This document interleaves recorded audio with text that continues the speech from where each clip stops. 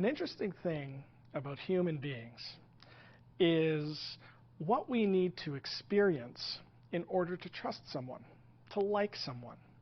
So when you're in sales, being more likable translates to being more trustworthy.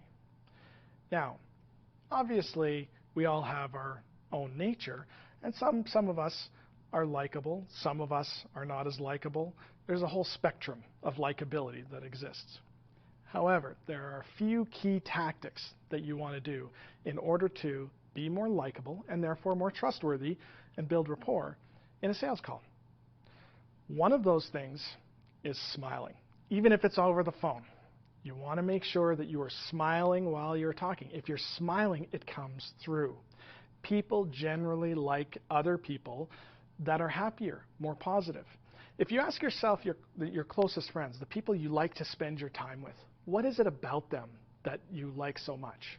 My guess is, without knowing you at all, good sense of humor, joyful, happy, good listeners, people that have an engaging, interesting conversation back and forth.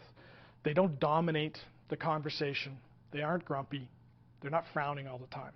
So what you want to do is you want to focus on certain factors at the early stage of that call to set the tone. Listening is a key, right? You want to make sure that you're asking questions which are open-ended and allow the prospect to communicate to you. The more that they talk, the more that they're going to like you. It's a weird thing about human beings, but that's how we are. The more we get to talk about ourselves, the more liked we are, right? So the more we like the person that we're talking to. If they're listening and they're hearing what we're saying and they're actually responding in brief, concise ways to what we're saying, allowing us to talk more, again, builds rapport and likability. Make sure you're cheerful, right? Be lighthearted. The icebreakers are not really an important part of the conversation other than building that rapport and that trust.